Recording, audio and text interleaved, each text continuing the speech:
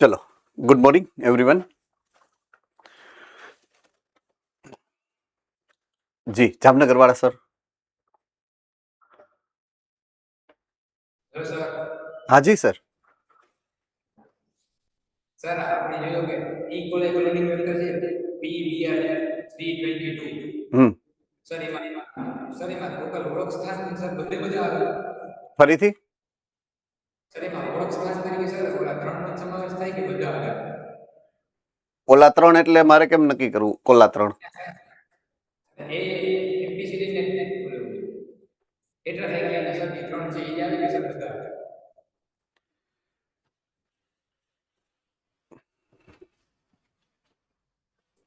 આ PBR 322 છે. હવે આમાં તમે શું પ્રશ્ન પૂછવા માંગો છો મને? સર એમાં વર્ક સ્થાન સર ટોટલ કેટલા છે? આ જેટલા દેખાડ્યા છે એટલા એના જ છે, બીજા કોઈના નથી, એના જ છે. સર બધી જગ્યાએ કાપી શકે છે? હા, પણ એ તો તમે જે નાખો છો રિસ્ટ્રિક્શન એન્ઝાઇમ ઈ કાપી શકે ને. તમારી પાસે 10 ટેક્સ્ટ બુક છે, પણ મારે પ્રશ્ન ક્યાંથી કાઢવો એ તો મારે નક્કી કરવાનું છે ને. સમજાય છે તમને હું જે કહેવા માંગુ છું? એ તો ટોટલ સિલેબસ છે, આ એનો ટોટલ સિલેબસ છે. પણ મેં તમને કીધું હોય કે હું ચેપ્ટર નંબર 1 બાયોલોજી માંથી પ્રશ્ન કાઢીશ, એટલે હું ત્યાંથી જ પ્રશ્ન કાઢીશ. મારે નક્કી કરવાનું છે કે મારે કયા જનીનમાં નાખવું છે. ઈ જનીન વાળો મારે રિસ્ટ્રિક્શન એન્ડોન્યુક્લિયસ નાખવાનો, સિમ્પલ. તો એના માટે મારી પાસે માહિતી તો હોવી જોઈએ ને કે આટલા જનીન છે મારી પાસેની, દરેક જનીન પાસે આટલા ઓળખ સ્થાન છે. એની માહિતી તમને તમારી સામે મૂકેલી છે. ક્લિયર થઈ ગઈ વાત આખી?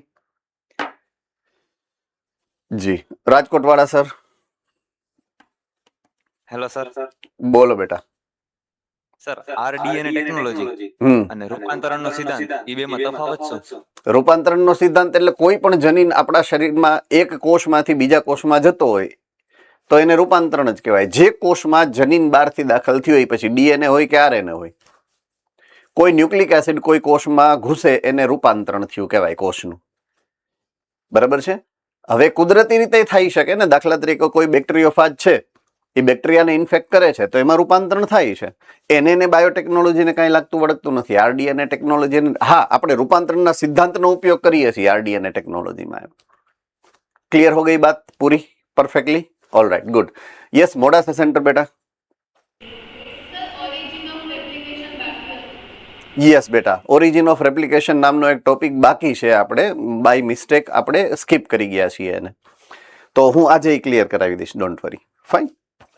ઓકે, આપણે જ્યાંથી અટકા છીએ ત્યાંથી આગળ વધીએ. Rajkot centre. Yes please. Sir, આ પસંદગીમાન રેખક છે એ રૂપાંતરિત અને બિન રૂપાંતરિતને કેવી રીતના અલગ કરી શકે એ એકવાર સમજાવો ને સર. સમજાવી દો બેટા, હે ને? હમણાં સમજાવી દો. ત્યાંથી જ શરૂ કરી દો એકચ્યુઅલી. ઓકે, દાખલા તરીકે એ કઈ રીતના અલગ કરી શકે એની આપણે વાત કરીએ. તો આપણે શું કર્યું કે ઉદાહરણમાં આપણે તમને શું સમજાવ્યું છે કે ટેટ્રાસાયક્લિનનો જે અવરોધક જનીન છે ત્યાં તમે બાહ્ય જનીન એટલે કે વિદેશી જનીનને ફિટ કર્યું છે. ચાલો થમ્સઅપ કરી દો, તમને ખબર છે. ઓકે, હવે શું થયું ખબર છે? આપણી પાસે PBR 322 છે ને, એમાં આ જગ્યાએ મેં વિદેશી જનીન ફિટ કરી દીધું છે. અહીંયા આ વિદેશી જનીન છે કે જે મેં ફિટ કરેલું છે. એટલે કે એ ટેટ્રાસાયક્લિનનો અવરોધ કરવાની ક્ષમતા ગુમાવી દે છે. હવે એની પાસે ટેટ્રાસાયક્લિનનો અવરોધ કરવાની ક્ષમતા નથી. હવે મેં બે ઓલા પ્લેટ તૈયાર કરી છે, બે પ્રકારની પ્લેટ, વિદ્યુત લેપનની પ્લેટ તૈયાર કરી છે.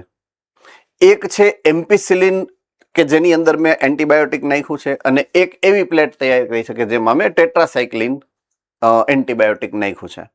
ચાલો થમ્સઅપ કરી દો, તમને સમજાણું છે. ઓકે, હવે આને હું યજમાન કોષમાં દાખલ કરી દઈશ. કોને? આ ભાઈને. આ આરડીએનએ મેં જે તૈયાર કર્યું છે એને હું યજમાન કોષમાં દાખલ કરી દઈશ. પછી યજમાન કોષને હું શું કરીશ? બંને પ્લેટમાંથી, જે ઓલી વિદ્યુત લેપનની બંને પ્લેટ છે એમાંથી પસાર કરીશ.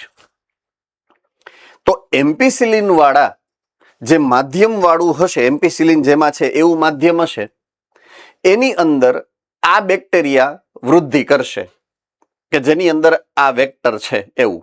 આ વાહક જેની અંદર છે આરડીએનએ, એ બેક્ટેરિયા એમ્પિસિલિન વાળું જે માધ્યમ છે એની અંદર વૃદ્ધિ કરે છે. થમ્સઅપ કરો જોઈએ. ઓકે, હવે હું જ્યારે એને ટેટ્રાસાયક્લિન વાળા માધ્યમમાં એમાંથી થોડાકને લઈ અને નાખું તો એની વૃદ્ધિ ન થાય. થમ્સઅપ કરો. શું કામ નહીં થાય? કારણ કે ટેટ્રાસાયક્લિનનું અવરોધ કરવાની ક્ષમતા ગુમાવી દીધી. આપણે ક્રોસ વેરીફાઈ કર્યું છે. આખી બેચને તમે ટેટ્રાસાયક્લિનમાં નથી નાખી બાપુ, એમાંથી થોડું કાઢીને ચેક કરવા માટે ટેટ્રાસાયક્લિનમાં નાખ્યું છે કે ખરેખર આપણે કર્યું એ સાચું કર્યું કે નહીં. એમ સમજાય છે કે નહીં? બસ એને તો નક્કી કરાવ્યું તમને કે કઈ રીતના આ રૂપાંતરિત છે ને કઈ રીતના રૂપાંતરિત નથી. હવે સમજાણું કે નહીં? બસ આ જ પદ્ધતિ છે, આ જ ક્રિયાવિધિ છે કે જેના વડે તમે નક્કી કરી શકો છો કે કોણ રૂપાંતરિત છે, બિન રૂપાંતરિત કોણ છે અને રૂપાંતરિત કોણ છે, એ તમે નક્કી કરી શકશો. ઓકે, પોઈન્ટ નંબર 1 આ ક્લિયર થઈ ગયું છે રાજકોટ ગુરુકુલ અને બીજા બધા સેન્ટરમાં આ ક્લિયર થઈ ગયું કઈ રીતના મદદ કરે છે. બે પ્રકારના જનીનની આપણે વાત કરી હતી ગઈકાલે, છેલ્લે જ્યાં હું અટકો તો બે પ્રકારના. એક છે અગેન પાછું આને ડખે ચડ્યું છે.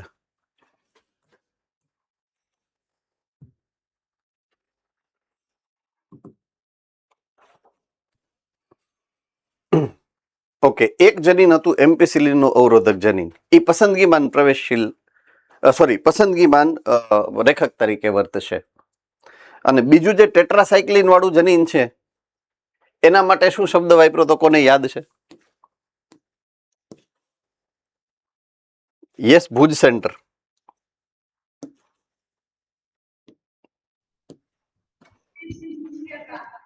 સોરી, નિષ્ક્રિયતા માટે. બરાબર છે, એ નિષ્ક્રિય, એ સ્થાન નિષ્ક્રિય થઈ જશે. નિવેશી નિષ્ક્રિયતા એવું નામ આપ્યું છે આપણે. કોને કોને યાદ છે? Okay, good. Rajkot Gurukul. Hello sir. Sir, પસંદગીમાન રેખક હોય ઈ પુનઃસંયોજિત કે બિન પુનઃસંયોજિત બેમાં હોય કે ગમે એકમાં હોય, કેમાં હોય? હોય તો બધાયમાં.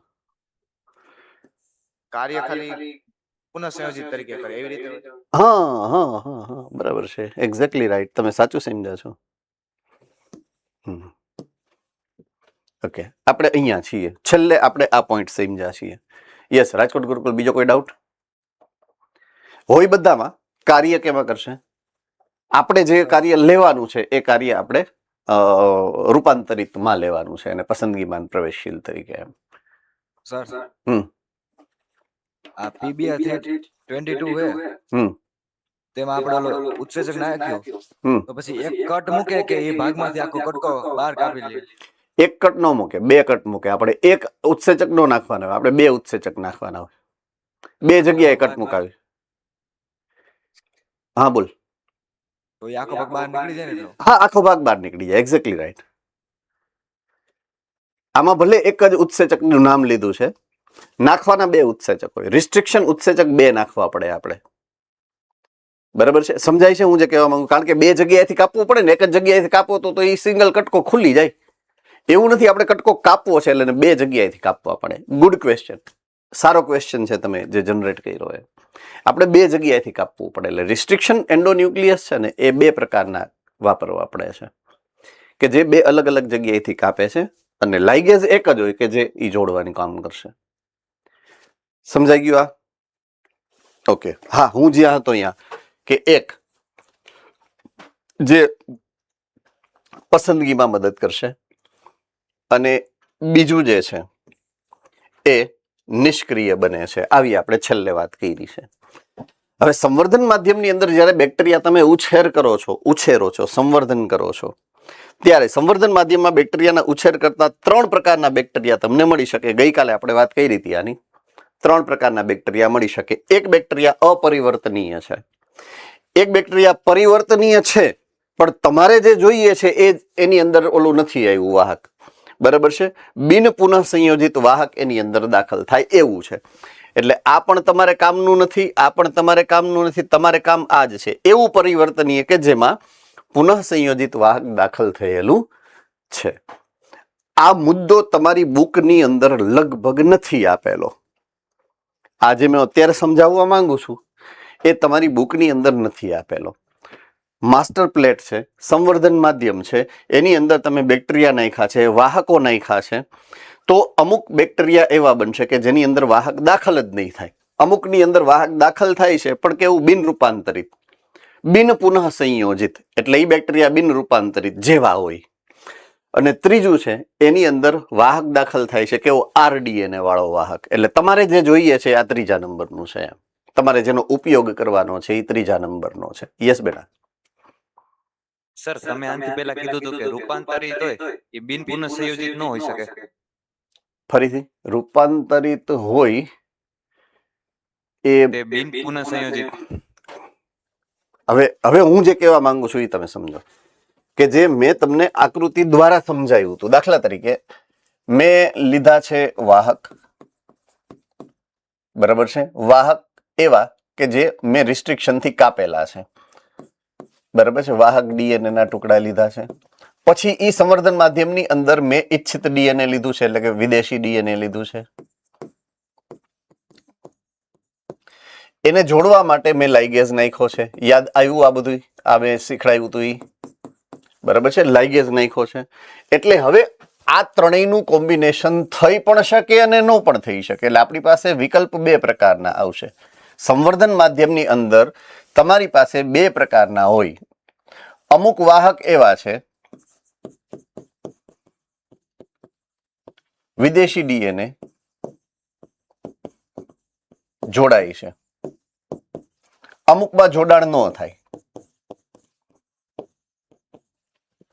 હવે એમાં આ જે સંવર્ધન માધ્યમ છે કે જેમાં આ બે છે, એમાં ને એમાં હવે હું બેક્ટેરિયા નાખું છું એકચ્યુઅલમાં.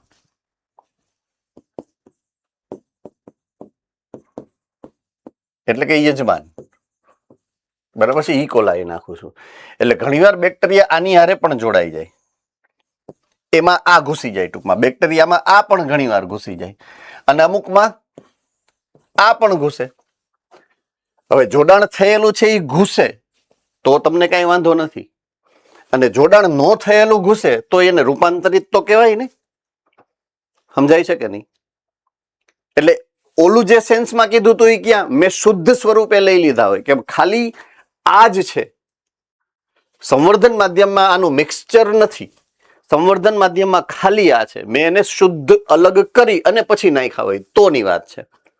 અને આ તો ચાલુ પ્રયોગની વાત છે. ચાલુ પ્રયોગમાં શું હોય? એક જ સંવર્ધન માધ્યમ, ઘડીએ ઘડીએ સંવર્ધન માધ્યમ જો તમે બદલાવશો. મેં તમને હમણાં જ કીધું હતું 2 લેક્ચર પહેલા કે ખાલી અવળીકડી ઉત્સેચકની સીસી આવે 70,000 રૂપિયાની, તો બહુ મોંઘું પડે. એટલે આપણે શું કરીએ છીએ, દર વખતે સંવર્ધન માધ્યમ પ્રયોગો દરમિયાન બદલતા નથી એમ. એટલે એક જ સંવર્ધન માધ્યમની અંદર આ બધી પ્રક્રિયા થતી હોય છે. એટલે ત્યારે શક્યતા એવી બને કે ઘણાયમાં રૂપાંતરણ થાય જ નહીં.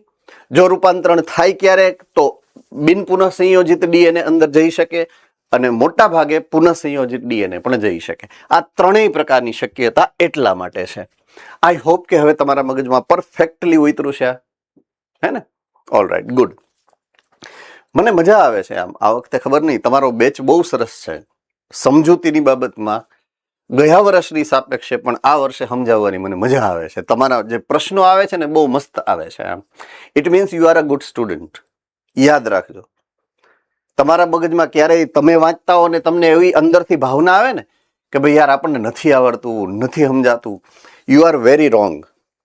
You are good student. આ સર્ટિફિકેટ તમને હું આપું છું મારા એટલા વર્ષના એક્સપિરિયન્સ પછી. એમ હું એવું નથી કહેતો તમને 700 માર્ક્સ આવશે, બરાબર છે, પણ you are A good student. That is very right. Means તમે જેટલો પ્રયત્ન કરશો સાચી રીતે, સારી રીતે, યોગ્ય દિશામાં, એટલો તમને માર્ક્સમાં ફાયદો થશે એવું મને ચોખ્ખું દેખાય છે. આ શબ્દને યાદ રાખજો કે you are A good student. Right? Okay, ચાલો આગળ વધીએ.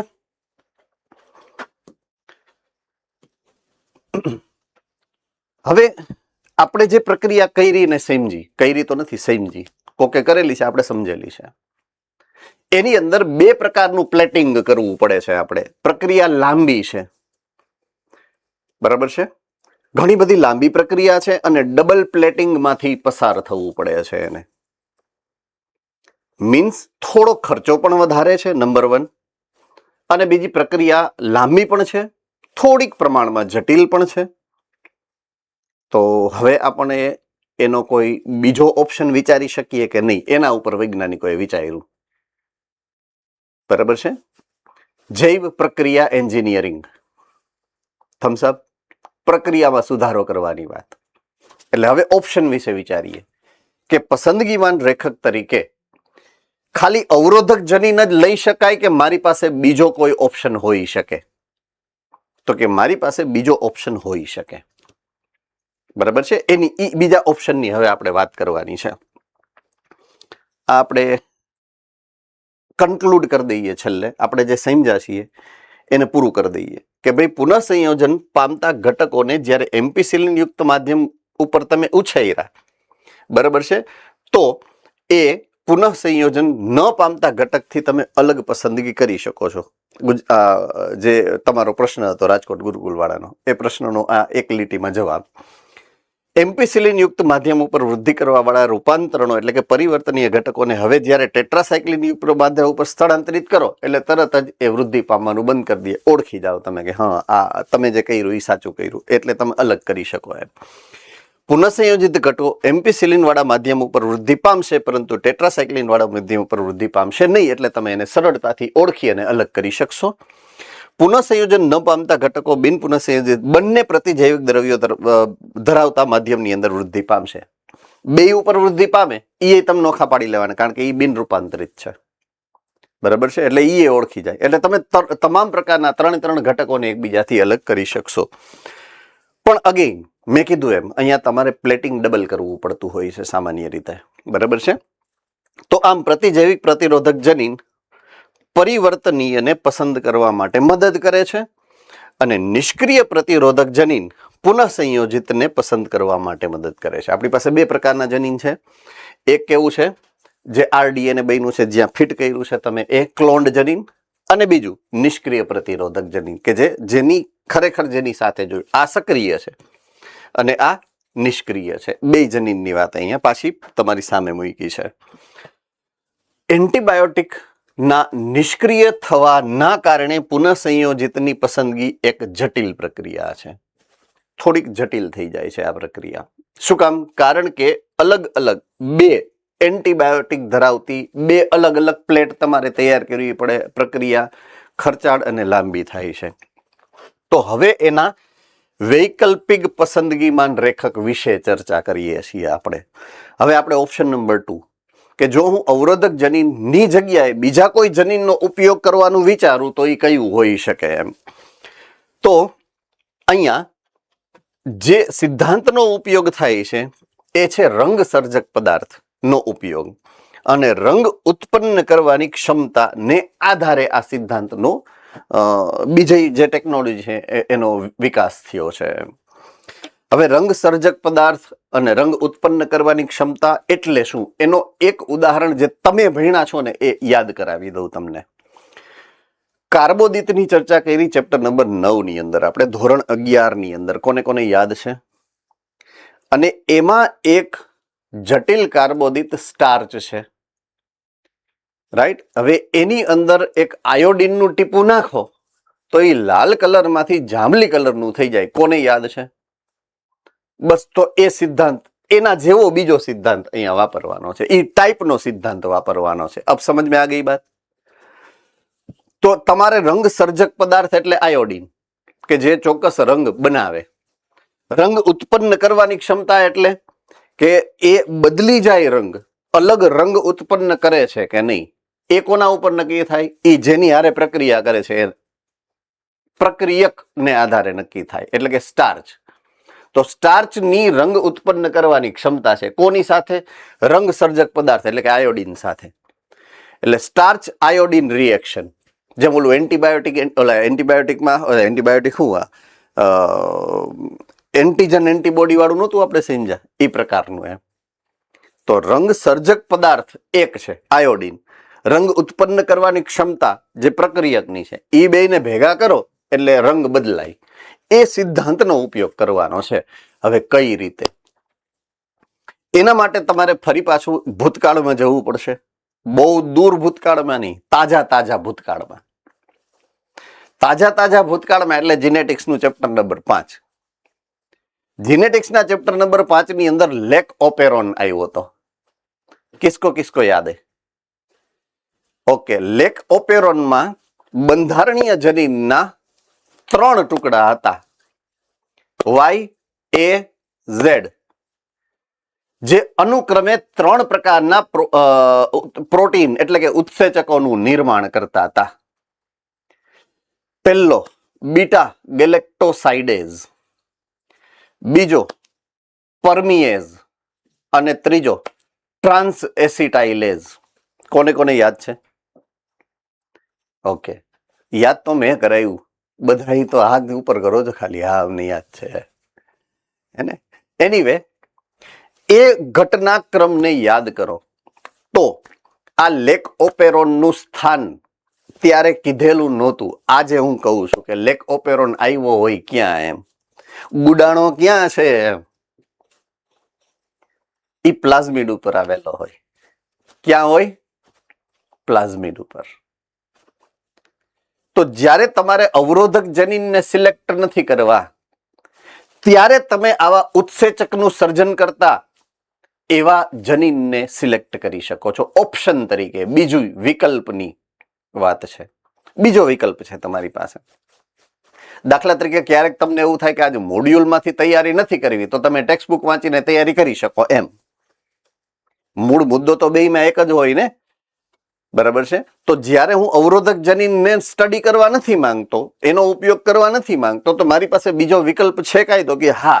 કયો? તો કે આવા ઉત્સેચકનું સર્જન કરતા વિશેષ પ્રકારના, ઈ ઓપેરોન હોય કે નોન ઓપેરોન હોય, પછી એવા વિશેષ પ્રકારના જનીનો કે જે ઉત્સેચકનું સર્જન કરે છે. ચાલો, આમાં ખબર પડી કે ન પડી તમને હું જે સમજાવવા માંગુ છું એ? Okay, good. તો RDNA ને આમાં ડાયરેક્ટલી આપી દીધું છે, પણ મેં તમને પહેલા બેકગ્રાઉન્ડ આખું ક્લિયર કર્યું છે, એટલે તમને ખબર પડી જશે કે અહીંયા RDNA ને બીટા ગેલેક્ટોસાઇડેઝ ઉત્સેચકની સાંકેતિક શૃંખલામાં પ્રવેશ કરાવવામાં એટલે કે જોડવામાં આવે છે.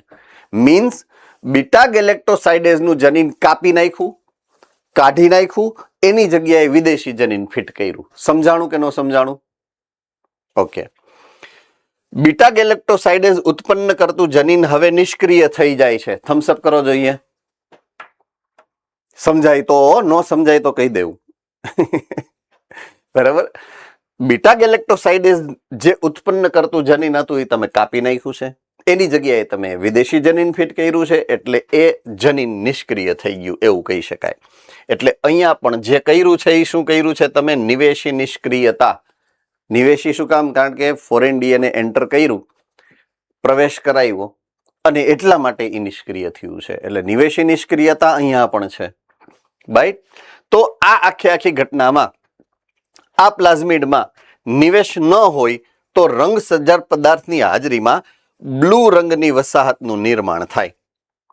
જો નિવેશ ન થયો હોય તો, એટલે કે બિન રૂપાંતરિત હશે તો, બિન રૂપાંતરિત હોવાનો મતલબ કોણ કહી શકશે? અહીંયા બિન રૂપાંતરિતનો મતલબ શું થાય? કોણ કહી શકશે? હેન્ડ રેઝ કરો જોઈએ ફટાફટ. જુનાગઢ ફટાફટ, ચાલો. જો વેલો ઈ પેલો હોય અહીંયા, બાકી પછી તમે આમ 2 મિનિટ પછી કરો તો આમાં પેલો જેને હાથ ઉપર કર્યો એનો વારો આવી જાય. યસ, જુનાગઢ. વિદેશી જનીન અને યજમાન કોષમાં પ્લાઝમિડમાં જોડાણ નહીં. તો અહીંયા મારે શું અર્થઘટન કરવાનું? અર્થઘટન કરવાની વાત છે. જોડાણ નહીં થયું. તો જોડાણ ન થાય તો ભૂરો રંગ નહીં થયો.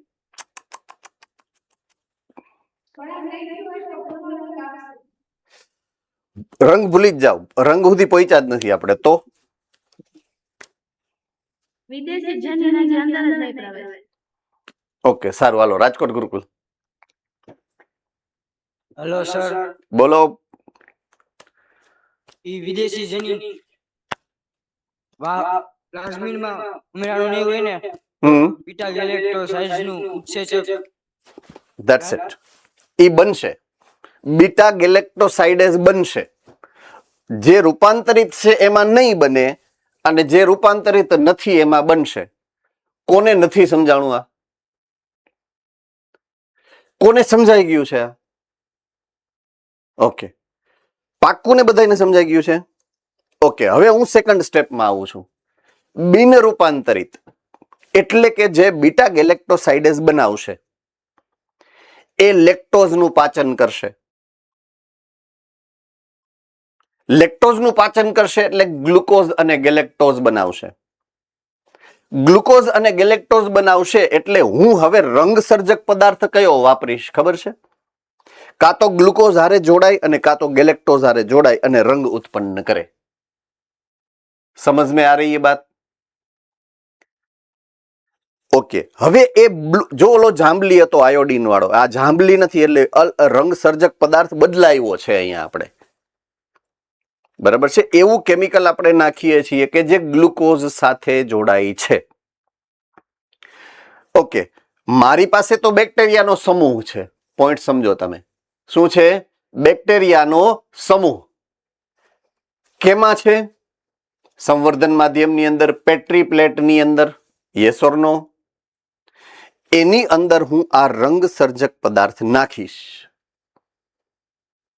તો બે પ્રકારના બેક્ટેરિયા છે એમાં, કાં તો રૂપાંતરિત હશે અને કાં તો બિન રૂપાંતરિત હશે. બંને કોલોની બનાવશે, સમૂહ બનાવશે.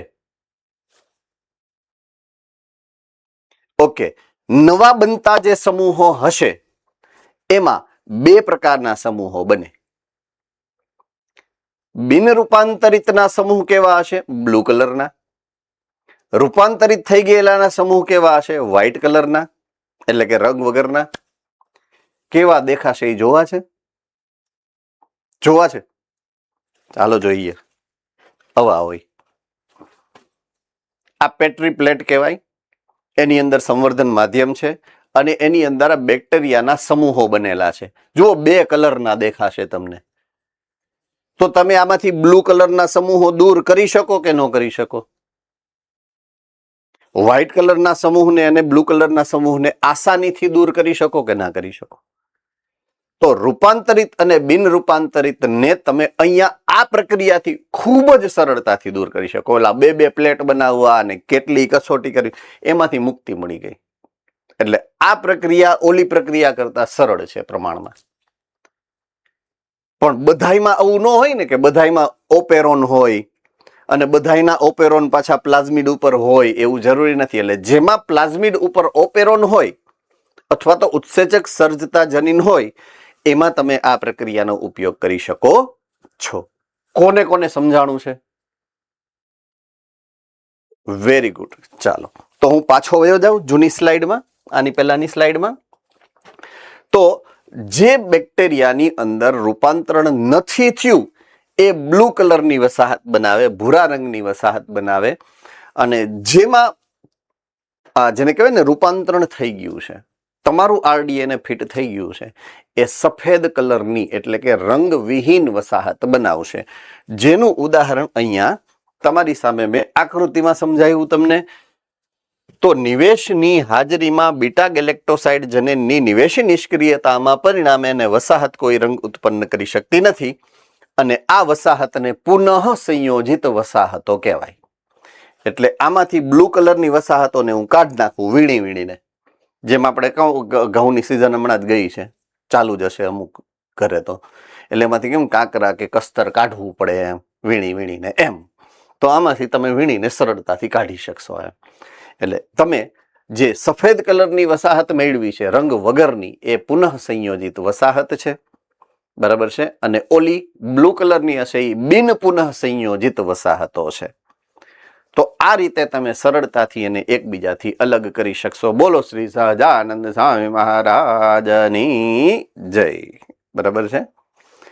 તો અહીંયા તમે આ જે પ્રક્રિયાઓ છે બધી જ પ્રક્રિયાઓમાંથી પસાર થઈ ગયા. તમારી પાસે પસંદગીમાન રેખક માટે બે વિકલ્પ છે અત્યારે, હવે આજની તારીખે.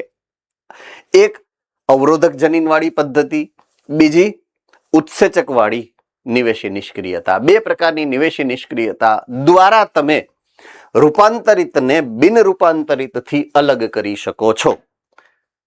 કોને કોને નથી સમજાણું? મતલબ કે બધાને સમજાઈ ગયું છે. વાહ.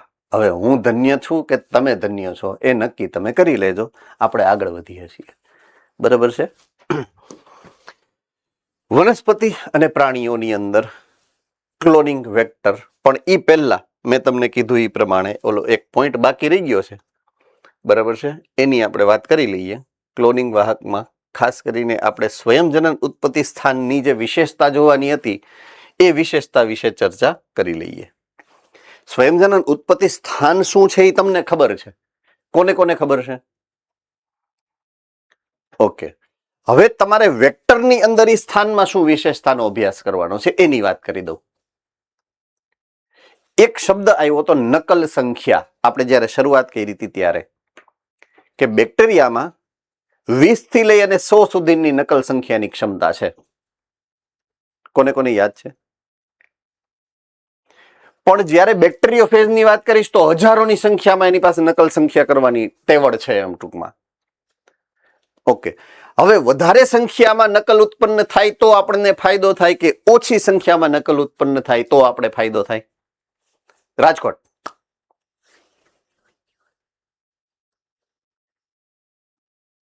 વધારે સંખ્યામાં. ગુડ. વધારે સંખ્યામાં. ઓકે. હવે પોઈન્ટ સમજજો. પોઈન્ટ હવે સમજવાનો છે. નકલ કરવાની જવાબદારી ઓરીની છે. હવે મારું જ નોલેજ બાયોટેકનોલોજીનું નબળું હોય તો હું તમને આપી શકું? ન આપી શકું ને? મેં આ પ્રયોગ કર્યા છે તો હું તમને સરળતાથી સમજાવી શકું છું. પણ મેં આ પ્રયોગ કર્યા જ નહોત ને ખાલી વાંચ્યું હોત તો હકીકતનો સાચો અર્થ હું કદાચ ન પણ સમજાવી શકત. એવું બની શકે? તો એ જ વસ્તુ ઓરી સ્થાન માટે લાગુ પડે. હવે ઓરી સ્થાનની તેવડ જ ન હોય 1000 કોપી બનાવવાની તો તમે ગમે એવડું RDNA નાખ્યું 1000 કોપી વાળું, એની ક્ષમતા જ નથી, એની કેપેસિટી જ નથી. હું એમ કહું છું તો એ કામ નહીં કરી શકે. તો તમારે એવા વાહકને સિલેક્ટ કરવાનો કે જે ઓરી સ્થાન વધુ નકલ સંખ્યાને સપોર્ટ કરી શકે. આ પહેલો મુદ્દો છે. બીજું કશું જ નથી એમાં. જો હું તમને વાંચીને સમજાવું કે સ્વયંજનન ઉત્પત્તિ છે શું. એવો DNA નો ક્રમ છે કે જ્યાંથી સ્વયંજનનની શરૂઆત થાય. આ તમને ખબર છે. જ્યારે કોઈ DNA નો ટુકડો આ શૃંખલા સાથે જોડાય ત્યારે યજમાન કોષની અંદર એનું પણ સ્વયંજનન થઈ જાય. ઓકે. નાઉ આ ક્રમ જોડાયેલા DNA એટલે કે જોડાયેલ DNA એટલે વિદેશી DNA, સંકલિત DNA ની નકલોની સંખ્યાના ને પણ નિયંત્રિત કરે છે. 100 બનાવવી, 20 બનાવવી કે 1000 બનાવવી એ કોને આધારે છે? આની તેવડને આધારે. એની તેવડ 10 ની જ છે તો તમે 100 વાળું કોપી નંબર બનાવવા વાળું ઓલો વેક્ટર નાખશો તો શું કામનું? એ કરી જ નહીં શકે. હા ફીરીએ બચાડું 10 માં તો એમ. એટલા માટે જો કોઈ લક્ષ્ય DNA ની ઘણી નકલ પ્રાપ્ત કરાવવા જો તમે માંગતા હો તો એવા વાહકમાં ક્લોન કરવું પડે કે જેની ઉત્પત્તિ ખૂબ જ વધારે નકલ બનાવવા માટે તમને મદદ કરી શકતી હોય.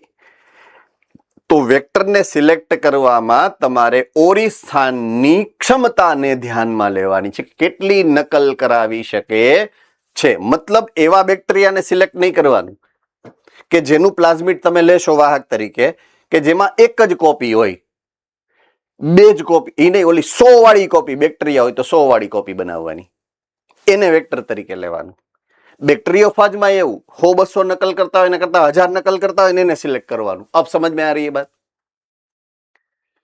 ચાલો, તો આ પહેલો પોઈન્ટ થઈ ગયો ઓરી સ્થાન વાળો કે ઓરી સ્થાનની શું વિશેષતા તમારે ચેક કરવાની છે.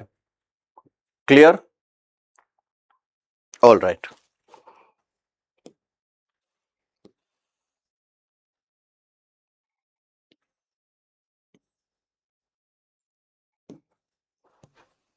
ઓકે. હવે ચોથો છેલ્લો પોઈન્ટ, વનસ્પતિ અને પ્રાણીઓમાં ક્લોનિંગ યજમાનના જે વાહકો છે કયા કયા હશે. ઓકે. પહેલું ઓરી સ્થાન, બીજું પસંદગીમાન રેખક તરીકે કોને સિલેક્ટ કરવો અને ત્રીજું ક્લોનિંગની જગ્યા કઈ હોવી જોઈએ? આ 3 પોઈન્ટ જોયા. ચોથો પોઈન્ટ, વનસ્પતિ અને પ્રાણીઓમાં ક્લોનિંગ વાહક કયા હોય છે? આપણે જેની અત્યાર સુધી વાત કરી માત્ર બેક્ટેરિયાને અનુલક્ષીને વાત કરી છે. વનસ્પતિ કોષ ને પ્રાણી કોષની વાત હવે આપણે પહેલી વાર કરીએ છીએ. જો યજમાન કોષ તરીકે વનસ્પતિ કોષ હોય કે પ્રાણી કોષ હોય તો વાહક બદલાવવા પડશે. પ્લાઝમિડ ન ચાલે. પ્રાણીઓમાં તો પ્લાઝમિડ હાવ ન હાલે ને. પ્લાઝમિડ પ્રાણીઓમાં થોડા હોય, બરાબર છે. હા, વનસ્પતિમાં કામ કરશે પ્લાઝમિડ. આપણે વાત કરીએ જ છીએ આગળ, બીજું બધું આગળ માહિતી તમને મળતી રહેશે. તો વનસ્પતિ અને પ્રાણીઓમાં જ્યારે જનીનને સ્થળાંતરિત કરવાનું આપણે બેક્ટેરિયા અને વાયરસમાંથી જ શીખ્યા છીએ. જનીનને સ્થળાંતરણ કરવાનું વનસ્પતિમાં હોય કે પ્રાણીઓમાં હોય, ઇન્ફેક્શન ફેલાવવાનું કામ કોણ કરે? બેક્ટેરિયા અને વાયરસ. તો કોઈ બેક્ટેરિયા કે વાયરસ તમારા શરીરમાં જાય તો એનું જનીન તમારા જનીન સાથે મિક્સ કરે છે કે નહીં? એ લખ્યું છે આમાં કે એનું જનીન તમારા જનીન સાથે મિક્સ કરે જ છે. આજ નહીં, વર્ષો ત્યાં કરે છે એમ. જેને આ વાતની લાંબા સમયથી ખબર હતી તેઓ જાણતા હતા કે સુકોષકેન્દ્રી કોષોને રૂપાંતરિત કરવા માટે જનીનોને કઈ રીતે સ્થળાંતરણ કરવા. હવે એ જ સિદ્ધાંતનો આપણે ઉપયોગ કટ કોપી પેસ્ટ કર્યું. તો દાખલા તરીકે આપણે એ ખબર જ છે કે કોઈ પણ બેક્ટેરિયા કોઈ પણ યજમાન કોષમાં ઘૂસશે, બરાબર છે, તો એ શું ક્રિયાવિધિ કરશે? કોઈ પણ વાયરસ છે એ કોઈ કોષમાં ઘૂસે છે તો એ કઈ પ્રકારની પ્રક્રિયા કરે છે? બરાબર છે. તો આ બે પ્રકારના સિદ્ધાંતો આપણે રોગ પ્રતિકારક તંત્રમાં ઘણું બધું શીખી ગયા છીએ આના વિશે, બરાબર છે. તો મૂળ મુદ્દો શું આવ્યો ખબર છે કે વનસ્પતિ માટે કે પ્રાણી માટે જ્યારે એ બે કોષને તમે યજમાન તરીકે લ્યો છો ત્યારે આ બે પ્રકારના સિદ્ધાંતોને ધ્યાનમાં રાખવાના છે તમારે, બરાબર છે. તો સુકોષકેન્દ્રી કોષોને રૂપાંતરિત કરવા માટે જનીનોને કઈ રીતે સ્થળાંતરિત કરવા કે જે બેક્ટેરિયા કે વાયરસ જે ઈચ્છે તે કરવા માટે પ્રેરે છે? તો પહેલા તો બેક્ટેરિયાની ક્રિયાવિધિનો અભ્યાસ, બીજું વાયરસની ક્રિયાવિધિનો અભ્યાસ ફરીથી યાદ કરી નાખવાનો. તો આપણે અહીંયા બે ઉદાહરણ લખ્યા છે. જુઓ, એગ્રોબેક્ટેરિયમ ટ્યુમિફેસિયન્સ મળ્યો તમારી બુકમાં, જુઓ તો. એગ્રોબેક્ટેરિયમ ટ્યુમિફેસિયન્સ. ટ્યુમી શબ્દ પકડવાનો. ટ્યુમી શબ્દ આવ્યો છે ટ્યુમર. ક્યાંથી આવ્યો? ટ્યુમર. ટ્યુમર એટલે કેન્સર. કેન્સર એટલે ગાંઠ. ગાંઠ ઉત્પન્ન કરે.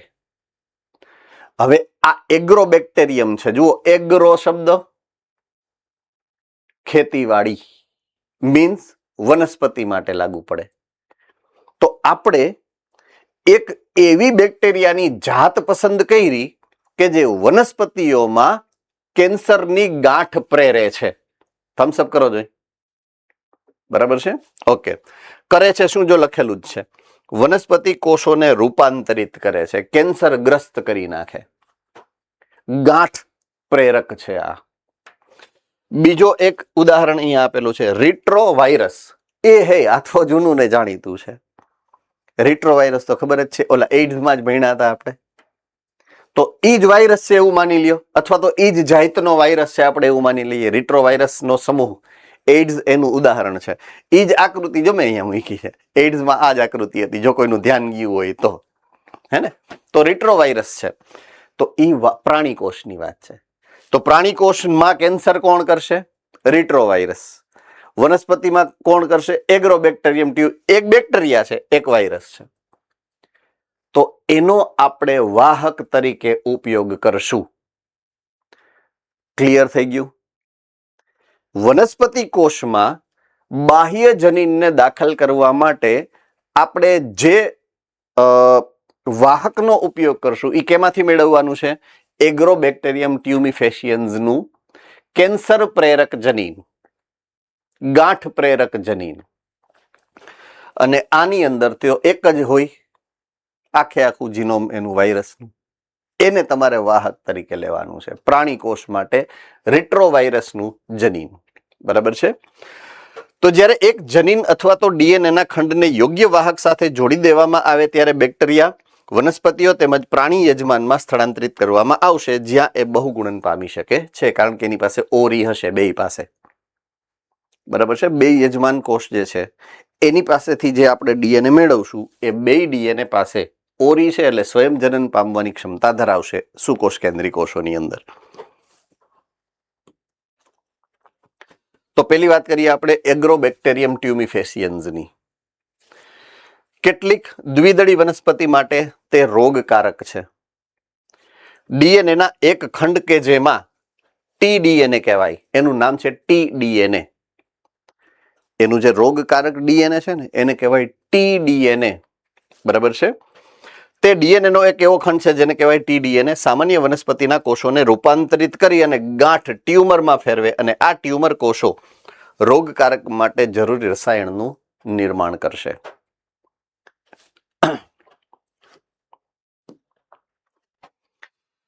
એગ્રોબેક્ટેરિયમ ટ્યુમિફેસિયન્સનું ટ્યુમર ઇન્ડ્યુસિંગ પ્લાઝમિડ, આવું ટીડીએનએ છે ને એનું આ ઓરિજિનલ નામ. ટીડીએનએ જે આગળ લખેલું હતું ને એનું સાચું ટેકનિકલ નામ આ છે, ટ્યુમર ઇન્ડ્યુસિંગ પ્લાઝમિડ. શું પ્લાઝમિડ એટલે ડીએનએ જ કહેવાય ને બેટા, હે ને? એટલે ઈ ડીએનએ એવું છે કે જેમાં ટ્યુમર ઉત્પન્ન કરવાની ક્ષમતા છે. ઉત્પન્ન કરવું એટલે ઇન્ડ્યુસ કરવું, એટલે ટ્યુમર ઇન્ડ્યુસિંગ પ્લાઝમિડ કહેવાય. શું કહેવાય? Tumour inducing plasmid, short form TI plasmid. આ શોર્ટ ફોર્મ છે ટીઆઈ પ્લાઝમિડ.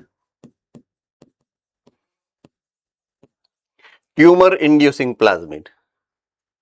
તો એને ટીઆઈ પ્લાઝમિડ કહેશું આજથી આપણે. શું કહેશું? TI plasmid. શેમાં હોય? બેક્ટેરિયમ ટ્યુમિફેસિયન્સમાં. અને આ પ્લાઝમિડને આપણે વાહક તરીકે ઉપયોગ કરશું. શેમાં? વનસ્પતિ કોષોને જો આપણે રૂપાંતરિત કરવા છે તો. ક્લિયર થઈ ગઈ વાત? Yes or no? ઓકે. તો એને ક્લોનિંગ વાહકના રૂપમાં રૂપાંતરિત કરી દેવામાં આવ્યું છે, જે વનસ્પતિ હવે રોગજન્ય રહ્યું નથી, કારણ કે નિવેશી નિષ્ક્રિયા થઈ જાય. શું થઈ જાય? નિવેશી નિષ્ક્રિયતા.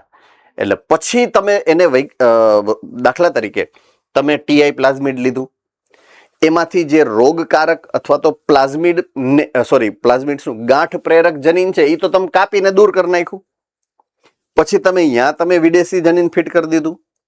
હવે પછી જ્યારે તમે વનસ્પતિની અંદર એને નાખશો તો વનસ્પતિમાં એ હવે રોગકારક રહેશે કે નહીં? નો રહે. શું કામ? કારણ કે ગાંઠનું જનીન તો તમે કાઢી નાખ્યું છે એમાંથી. એટલે હવે એ રોગકારક રહે નહીં, એટલે નુકસાન નહીં કરે, પણ પ્રકૃતિ થોડી છોડે.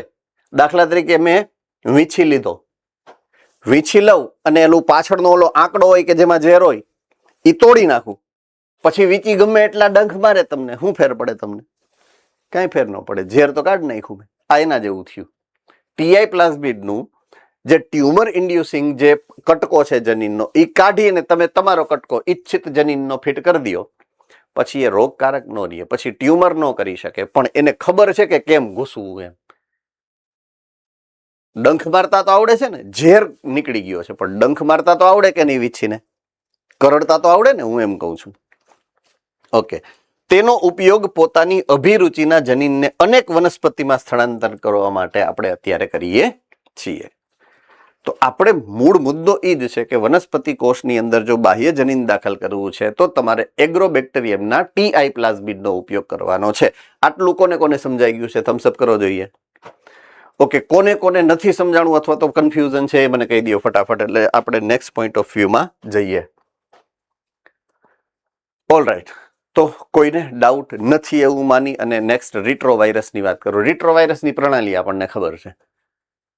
વાયરસ પ્રાણી કોષમાં ઘૂસે, એના જીનોમને આપણા જીનોમમાં ઘુસાડી દઈએ અને એની પ્રતિકૃતિ તૈયાર કરે. તો એમાં અમારે કાંઈ ઓમ જોવા જઈએ તો સમજાવવાની જરૂર નથી, એ ઓટોમેટિક. હવે એ જે જનીનનો ટુકડો વાયરસનો હતો એમાં મેં ઓલરેડી મારું વિદેશી જનીન ફિટ કરી દેલું. મારું વિદેશી જનીન ક્યાં વહી ગયું? પ્રાણી કોષની અંદર. પૂરું થઈ ગયું. આપણે તો કંઈ કરવાનું જ નથી, એ જે કરશે એ કરશે, હે ને? ટૂંકમાં સિંહની આમે ઊભું રહી જવાનું, પછી તો સિંહ જે કરે એ કરે, એમ આપણે શું? આ એના જેવું થયું. તો રિટ્રોવાયરસ પ્રાણીઓમાં સામાન્ય કોષોને કેન્સરગ્રસ્ત કોષોમાં પરિવર્તિત કરી શકવાની ક્ષમતા ધરાવે છે. આવા વાયરસને આપણે શું નામ આપ્યું? તો હું ભૂલી ગયો. Yes, Rajkot. Oncogenic virus. Oncogenic virus રિટ્રોવાયરસના સમૂહમાં આવે છે. આવો પ્રશ્ન જો પૂછાય તો એ સાચો વાક્ય છે, વાક્ય સાચું છે. આપ્યું નથી ત્યાં, એ પાઠમાં એવો ક્યાંય ઉલ્લેખ નથી, પણ આ અહીંયા તમને જે કેન્સરગ્રસ્ત વાત કરી છે એના દ્વારા તમને ટ્વિસ્ટેડ ક્વેશ્ચન પૂછી શકે. Do remember that. ઓકે, સો કેન્સરગ્રસ્ત કોષોમાં પરિવર્તિત કરી શકે. રોગકારક દ્વારા સુકોષ કેન્દ્રીય યજમાનમાં જનીન સ્થળાંતરની પદ્ધતિને આપણે સારી રીતના ઓલરેડી સમજી ચૂક્યા છીએ, બરાબર છે. અને આ જ પદ્ધતિનો ઉપયોગ કરી માનવ માટે લાભદાયક જનીનનું સ્થળાંતરણ આપણે સામાન્ય કોઈ પણ પ્રાણી કોષમાં કરી શકીએ છીએ. પૂરું. ચાલો, આમાં કોઈને ડાઉટ? રિટ્રોવાયસમાં તો ડાઉટ થાય એવું કોઈ શક્યતા જ નથી, કારણ કે 2-3 વાર આપણે બહુ સરસ રીતે સમજેલી છે આ પ્રણાલી. ફાઇન. ઓકે, હવે સક્ષમ યજમાન.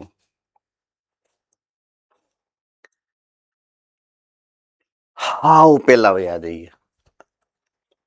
હાવ પેલા, બરાબર છે.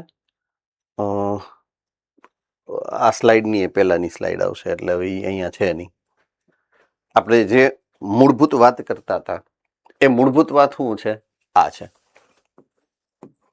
જનીનિક ઇજનેરીમાં વપરાતા સંસાધનોની ચર્ચા. સંસાધન નંબર 1 જેની આપણે વાત કરી શું છે? રિસ્ટ્રિક્શન ઉત્સેચક. કોને યાદ છે? ઓકે. સંસાધન નંબર 2 જેની આપણે ચર્ચા કરી ને અત્યારે પૂરી કરી એ હતું ક્લોનિંગ વાહકો. અને હવે સંસાધન નંબર 3 ની ચર્ચા શરૂ થઈ છે, એટલે કે યજમાન કોષની. સક્ષમ યજમાન. હવે ફરીથી યાદ કરાવી દઉં. યજમાન કોષ અને આરડીએનએ એટલે કે વાહક છે. વાહકને તમારે યજમાન કોષમાં અંદર ઘુસાડવાનો છે. એ ઘુસાડવાની પ્રક્રિયા એટલે યજમાનને સક્ષમ બનાવવાની પ્રક્રિયા. આટલું સમજાણું? એટલે મગજમાં તમારે શું યાદ રાખીને આ પ્રક્રિયાને સમજવાની છે? આરડીએનએ ને સ્વીકારવાની ક્ષમતા યજમાનની. સક્ષમ બનાવવાનો છે, સ્વીકાર કરવા માટે. હોતો નથી, ધરાર ઘુસાડવાનો છે. તમારે ક્યાં ભણવું છે? મારે ભણાવવું છે ધરાર, કારણ કે તમારે માર્ક્સ લેવાના છે. આ મજા કરવાનો વિષય તો છે જ નહીં. ભણવું મજા કરવાનું થોડું હોય કઈ. આ તો સજા જ છે એક જાતની. આપણે ધરાર કરીએ છીએ, તપસ્યા છે જે કરવી પડે છે, બરાબર છે. ગીત આપણે સાંભળીએ તો કેમ યાદ રહી જાય છે? એમાં તપસ્યા કરવી પડે, 4-5 રિવિઝન કરવા પડે છે. કેવું સરસ રીતે યાદ રહી જાય છે. પણ એની બદલે આ બધી આ ક્રિયાવિધિ, આ પ્રિન્સિપલ, આ સિદ્ધાંતો કેટલી વાર વાંચો તોય મિક્સ થઈ જાય, તોય હાડાવાળા લીક્સ જેવા યાદ નથી રહેતા એમ. એટલે આ તપસ્યાનો વિષય છે. તો સક્ષમ યજમાનને બનાવવો પડે છે, એ થઈ નથી જતો એમ. થઈ ક્યારે જાય? કુદરતી પ્રક્રિયા હોય તો. આ કુદરતી છે? આ તો તમે ધરાર કરાવો છો, બાયોટેકનોલોજી છે, એટલે કરાવવી પડે છે ધરાર. સમજાય છે હું જે કહેવા માંગુ છું? એટલે એ 3જા નંબરની ઇમ્પોર્ટન્ટ આપણી સંસાધનો નો ભાગ છે કે યજમાનની અંદર તમે કઈ રીતે તમારું પુનઃ સંયોજિત ડીએનએ એટલે કે વાહક દાખલ કરાવો. ચાલો તો આગળ વધીએ. ડીએનએ જલાનુરાગી અણુ છે એવું લખેલું છે, એટલે કે પાણીમાં દ્રાવ્ય નથી થઈ જતો કે દ્રાવ્ય થાય છે. શું કહેવાય? જલાનુરાગી એટલે પાણીમાં દ્રાવ્ય થાય છે કે પાણીમાં દ્રાવ્ય નથી થતો? જામનગર થાય છે. ઓકે, તો એ પાણીમાં દ્રાવ્ય એટલે કોષરસમાં કે દેહ જળમાં તમને જોવા મળશે. દાખલા તરીકે કોષ કેન્દ્રમાં હોય તો કોષ કેન્દ્ર રસમાં હોય, બરાબર છે. કાં તો જો બહાર નીકળશે આરએનએ સ્વરૂપે તો કોષ કેન્દ્રમાંથી બહાર નીકળી કોષ રસમાં આવશે, તો એ પાણીમાં હોય. હવે જે યાદ રાખો, કોષ રસ પટલ કે કોષ કેન્દ્ર પટલ, કોઈ પણ જીવંત પટલ છે એના સિદ્ધાંત પ્રમાણે પસંદગીમાન પ્રવેશશીલ છે. કોને કોને યાદ છે આ વાત? પસંદગીમાન પ્રવેશશીલ નો અર્થ એવો છે કે એ કોષ રસ પટલ કે કોષ કેન્દ્ર પટલ એની પાસે ચોક્કસ પ્રકારના અણુને પ્રવેશ કરાવી શકે એવી અનુમતિ આપે એવા જ આયન માર્ગ કે આયન પંપ હોય. તમારે પુનઃ સંયોજિત ડીએનએ નો અણુ ઘુસાડવો છે, એવા આયન પંપ ને એવા આયન માર્ગ એની પાસે હોય એવું જરૂરી નથી, પસંદગીમાં પ્રવેશશીલ છે, નો ઘૂસવા દે ભાઈ. એટલે તમારે એમ ધરાર ઘુસાડવો, ધરાર શબ્દ મેં શું કામ વાપરો? ફોર્સફુલી તમારે ઘુસાડવો છે, ઘૂસતો નથી. શું કામ? પસંદગીમાં પ્રવેશશીલ, જીવંત પટલ છે, એ ઘૂસવા નહીં દે ગમે એને. હા, લિપિડ દ્રાવ્ય હશે તો અનુમતિ આપે છે કે તમે આવી જ જાઓ. એવું આગળ આવ્યું હતું. કોને કોને યાદ છે કે કોષરસ પટલ કે કોઈ પણ જીવંત પટલ છે લિપિડ દ્રાવ્ય પદાર્થને ઘૂસવાની અનુમતિ આપે છે. શું કામ જલાનુરાગી શબ્દ અહીંયા ઉમેરવો પડ્યો એ સમજાણું હવે? કારણ કે એ પાણીમાં જોવા મળે છે, પાણીમાં દ્રાવ્ય છે, એટલે પસંદગી માટે અનુકૂળ નથી કે એ કોષરસ પટલને પાર કરી શકે. તો એટલા માટે તે કોષરસ પટલમાંથી પસાર થઈ શકતો નથી. બેક્ટેરિયાને પ્લાઝમિડ સ્વીકારવા માટે ગ્રાહી કરતા પહેલા આવશ્યક છે કે બેક્ટેરિયલ કોષને ડીએનએ ના સ્વીકાર હેતુ સક્ષમ બનાવવામાં આવે. હોય નહીં, આપણે ધરાર એને કરવું પડે છે. બસ એની જ આપણે વાત કરવાની છે. એવું કરવા માટે પહેલા તેને નિશ્ચિત સાંદ્રતા ધરાવતા દ્વિસંયોજિત ઘન આયન જેમ કે કેલ્શિયમની, જો આપણે કેની વાત કરીએ છીએ અત્યારે? બેક્ટેરિયલ કોષની. પોઈન્ટ સમજો. જો યજમાન કોષ બેક્ટેરિયા છે તો આપણે કઈ ક્રિયાવિધિ કરીએ છીએ એની વાત કરીએ છીએ. કારણ કે કેટલી અલગ અલગ પ્રકારના યજમાન કોષ હોઈ શકે છે. જો બેક્ટેરિયા કોષ છે યજમાનનો તો જ આ પ્રક્રિયા લાગુ પડે. આપણે જે અત્યારે સમજશું તો યજમાન નંબર 1 બેક્ટેરિયા કોષ. જો બેક્ટેરિયા કોષ છે તો શું કરવાનું છે? તો એને પહેલા નિશ્ચિત સાંદ્રતા ધરાવતા દ્વિસંયોજિત આયન, ધન આયન, દાખલા તરીકે કેલ્શિયમ, C+2 હોય ને, Ca+2, કેલ્શિયમ +2 છે ને, દ્વિસંયોજિત એટલે +2 આવે ઉપર.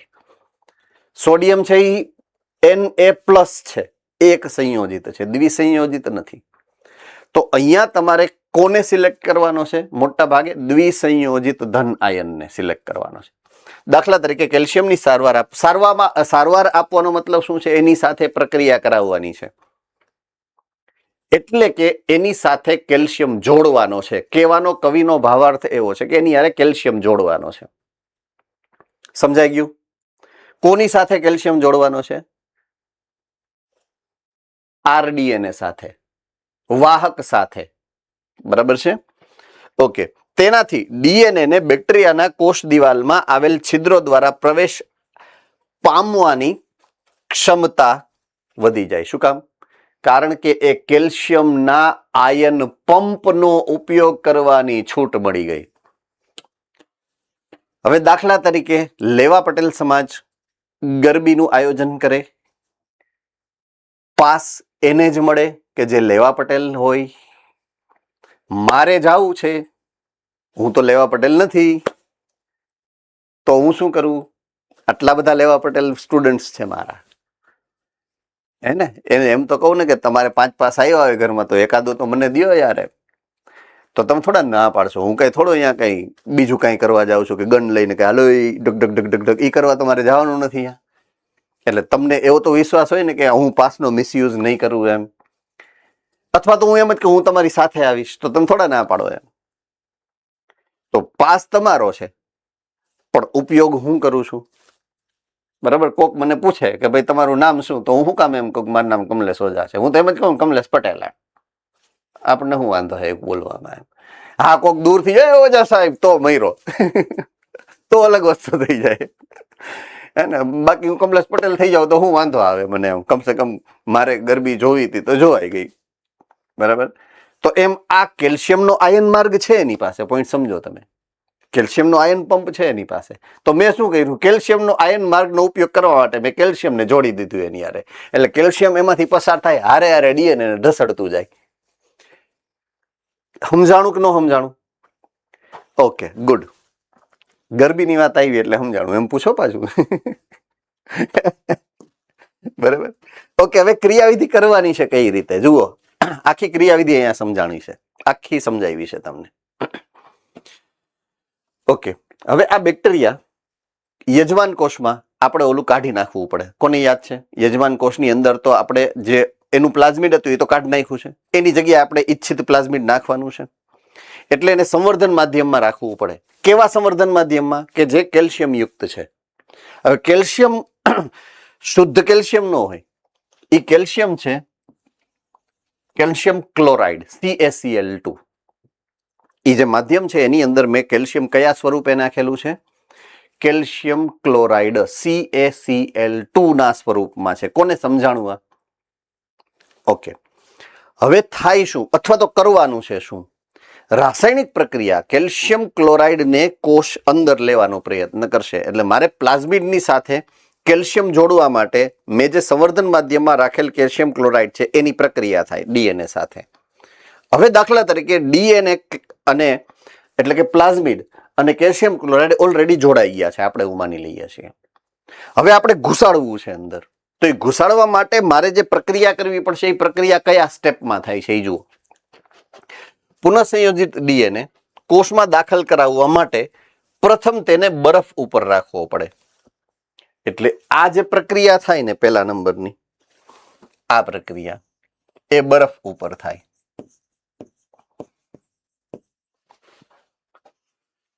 બરફ ઉપર થાય ને એટલે બરફ કરાવશે શું? આ કેલ્શિયમ ક્લોરાઇડને પ્લાઝમિડ સાથે જોડી દેશે અને પ્લાઝમિડ આ બેક્ટેરિયાના કોષ દિવાલ સાથે જોડાઈ જાય, ખાલી જોડાણ થાય. હવે એ બળ કરે છે અંદર જવા માટે, પણ અંદર હજી ઘૂસી શકતું નથી. ઘુસાડવા માટે મારે શું કરવું પડે ખબર છે? હીટ ટ્રીટમેન્ટ આપવી પડે. હીટ ટ્રીટમેન્ટ, ગરમી આપવી પડે. જોઈ રહ્યું એટલે બરફ ઉપરથી ઉપાડી અને સીધું ઓવન, કોને ખબર છે ઓવન? ઓવનમાં મેં પહેલેથી સેટ કરીને રાખ્યું હોય ટેમ્પરેચર, પહેલા 1 કલાક પહેલા ચાલુ કરી દીધું હોય. અંદરનું ટેમ્પરેચર સેટ કરેલું હોય 42 ડિગ્રી સેલ્સિયસ, 42 ડિગ્રી. એટલે શું કરવાનું? ઓલું બરફ ઉપરથી ઉપાડી ઓવનનું ઢાંકણું ખોલી ઓવનમાં નાખીને બંધ, સીધું. અંદર કેટલું ટેમ્પરેચર છે? 42 ડિગ્રી. ઓછામાં ઓછું 2 મિનિટ રાખવાનું. એટલે કેટલી વાર? 2 મિનિટ. જેવું 2 મિનિટ અંદર એને ઘુસાડો ને એટલે તરત જ એને હીટનો શોક લાગે. બરફમાંથી સીધું 42 ડિગ્રીમાં ટ્રાન્સફર થયું એટલે જે હીટ શોક લાગે ને એનાથી ઘૂસી જાય અંદર. ક્લિયર થઈ ગઈ વાત આખી? ઓકે, તો ત્યારબાદ એને 42 ડિગ્રી તાપમાને મૂકવામાં આવે અને અંતે પાછું 2 મિનિટ પછી બરફ ઉપર રાખી દો, જેથી પાછું નોર્મલ એની ક્રિયાવિધિ દરમિયાન પાછું જે હીટ ગરમીને કારણે જે ઓલા ફેરફારો થયા હતા એ પાછા નોર્મલ થઈ જાય. આમ કરવાથી બેક્ટેરિયામાં RDNA નો સ્વીકાર કરવા માટેની સક્ષમતા આવી જાય. એટલે અંદર ટૂંકમાં ઘૂસી ગયું આવી રહ્યું. જો હીટ ટ્રીટમેન્ટ કઈ રીતે 2 મિનિટ માટે, એટલે બેક્ટેરિયા જે આ પ્લાઝમિડ બહાર હતું બેક્ટેરિયાની એ સીધું અંદર આવી ગયું. એટલે આ થઈ ગઈ બેક્ટેરિયાના કોષમાં જો તમારે પ્લાઝમિડ ઘુસાડવું છે તો ક્રિયાવિધિ આ કરવી પડે તમારે. ચાલો, કોને ખબર પડી છે?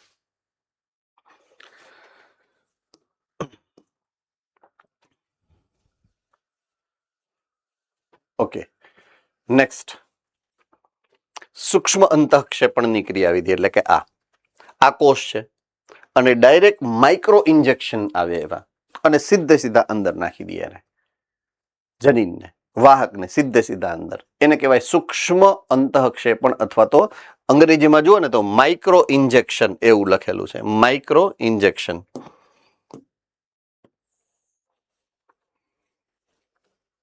આવું ક્યાં વાપરવાનું? હંમેશા યાદ રાખવાનું પ્રાણી કોષ માટે જ આ ઉપયોગ છે, કારણ કે કોષ દિવાલ ન હોય એમાં. બેક્ટેરિયામાં કોષ દિવાલ હોય, વનસ્પતિ કોષમાં કોષ દિવાલ હોય, એટલે આ પ્રક્રિયા એમાં ઉપયોગી નથી. પ્રાણી કોષમાં તમે કરી શકો આ. બરાબર છે? તો આ વિધિમાં પુનઃસંયોજિત ડીએનએ ફક્ત પ્રાણી કોષના કોષ કેન્દ્રમાં તમે સીધું ઉમેરી શકો. રિટ્રોવાયરસ વાળું કોને યાદ આવી ગયું? તો એમાં તમે આ ઉપયોગ કરી શકો છો. ઓકે, હવે છે પ્રક્ષેપણ અથવા તો જનીન સ્ફોટન. એટલે કે આ અહીંયા જે દેખાય છે આ ગન હોય, ગન. એ ગન જે છે એ ડાયરેક્ટલી કોષની અંદર વિસ્ફોટ કરશે. કોનો? ડીએનએ નો. અને સીધું અંદર ઘુસાડી દેશે. શું કામ ખબર છે? આ વનસ્પતિ કોષ માટે ઉપયોગ કરવાનો. વનસ્પતિ કોષમાં સખત કોષ દિવાલ હોય તો એને તોડવા માટે તમારે બળનો ઉપયોગ કરવો પડશે. એટલે અન્ય પદ્ધતિ છે કે જેમાં વનસ્પતિઓ માટે અનુકૂળ છે. હવે એમાં હોય શું? ટંગસ્ટન અથવા તો સોનું ગોલ્ડ એના માઇક્રો પાર્ટિકલ્સ સૂક્ષ્મ પાર્ટિકલ્સ એની સાથે ડીએનએ જોડેલું હોય. ડીએનએ નું જોડાણ ઓમાં જેમ કેલ્શિયમમાં કર્યું હતું ને બેક્ટેરિયામાં, એમ આમાં કોની હારે કરવાનું છે? કાં તો ટંગસ્ટન અથવા તો સોનાના કણો એની સાથે એની પ્લેટ બને અને એ પ્લેટ લોડ થાય ગનમાં. કેમ? ઓમાં ગોળી લોડ થાય, બુલેટ ગોળી, એમ ગોળીની જગ્યાએ આ લોડ થાય એમ. અને પછી જેમ સ્વિચ દબાવો એટલે ગોળી ન છૂટે, ડીએનએ છૂટે આમાં, હે ને? તો એના લઘુ તીવ્ર વેગીય કણો દ્વારા આવૃત ડીએનએ ના કોષો ઉપર મારો કરવામાં આવે. જો અહીંયા આપ્યું છે આકૃતિમાં. ડાયરેક્ટલી આ વનસ્પતિનું પર્ણ અને પર્ણને આમ રાખી અને સીધી આમ ગોળી મારી દે, સીધું અંદર ઘૂસી જાય. લાઈવ વનસ્પતિમાં, જીવંત વનસ્પતિમાં સીધું એને તમે પ્રવેશ કરાવી શકો છો. ક્લિયર થઈ ગઈ વાત? Yes or no? ઓકે. છેલ્લો પોઈન્ટ અગેન વનસ્પતિ કોષ માટે, પ્રાણી કોષ માટે બિન હાનિકારક રોગકારક વાહક રિટ્રોવાયરસ. બરાબર છે? આમાં શું કર્યું તો આપણે રિટ્રોવાયરસનો વાહક નાખી દીધો ડાયરેક્ટ અંદર. હવે આમાં શું કરવાનું? રોગકારકને મૂકી દેવાનું એની હારે. યજમાન કોષ અને રિટ્રોવાયરસ એની રીતના કામ કરી લઈએ. બિન હાનિકારક શું કામ? કારણ કે ઓલરેડી એને રોગકારક જે જનીન હતું એ તો કાઢીને તમારું જનીન નાખી દીધું છે, ઈચ્છિત જનીન, એટલે ઓમે બિન હાનિકારક થઈ ગયો છે. એટલે એવા વાયરસ રિટ્રોવાયરસ, બરાબર છે, એ તમે જ્યારે સીધા પ્રાણી કોષ માટે યુઝ કરો છો એની વાત છે. તો આ વાહકો જ્યારે કોષો સંક્રમિત થાય છે ત્યારે પુનઃ સંયોજિત ડીએનએ ને યજમાનની અંદર સીધા સ્થળાંતરિત કરી દે. તો રિટ્રોવાયરસનું જનીન એને ઇન્જેક્શનથી ડાયરેક્ટ નાખી શકો, અને રિટ્રોવાયરસને જ્યારે તમે કોષની સાથે રાખો છો સંવર્ધન માધ્યમમાં તો આ બિનહાનિકારક રોગવાહક દ્વારા. બરાબર છે? તો આ થઈ ગઈ 3 અન્ય પદ્ધતિ. તો બેક્ટેરિયા કોષની પ્રક્રિયા અલગ છે, પ્રાણી કોષની પ્રક્રિયા 2 છે, સૂક્ષ્મ અંતઃક્ષેપણ અને બિનહાનિકારક રોગકારક વાહકની, અને વનસ્પતિ કોષમાં જનીન સ્ફોટન દ્વારા. આ 3 અલગ અલગ પ્રકારના યજમાનમાં 3 અલગ અલગ પ્રકારની પદ્ધતિ દ્વારા તમે યજમાન કોષને સક્ષમ બનાવવાની ક્રિયાવિધિ કરી શકો છો. હા, આજનું કામ 10:30 વાગ્યા પરફેક્ટ ટાઈમે પૂરું કરી શક્યા છીએ. પૂરું. બરાબર છે? હવે ક્રિયાવિધિ નંબર નેક્સ્ટ જે છે કે આ પ્રક્રિયા કઈ રીતે થાય. આપણે જે સમજ્યા એ સિદ્ધાંતો સમજ્યા છે. હવે આપણે ક્રિયાવિધિ સમજવાની છે કે બાયોટેકનોલોજીની ક્રિયાવિધિ હકીકતમાં હું કરવા બેસું તો મારે શું કરવાનું, એમ 1 by 1 સ્ટેપ વાઇઝ મારે ક્રિયાવિધિ કઈ રીતના કરવાની છે. પણ એ આપણે આવતીકાલથી આગળ વધીએ છીએ એ બાબતે. બરાબર છે? આમાં કોઈને કઈ મુશ્કેલી? વાંચીને આવજો, ડાઉટ હોય કાલે પૂછી લેજો. રેડી? ચાલો, આવતીકાલે મળીએ છીએ સવારે ફરીથી આ જ ટાઈમે, સેમ ટાઈમ સેમ પ્લેસ.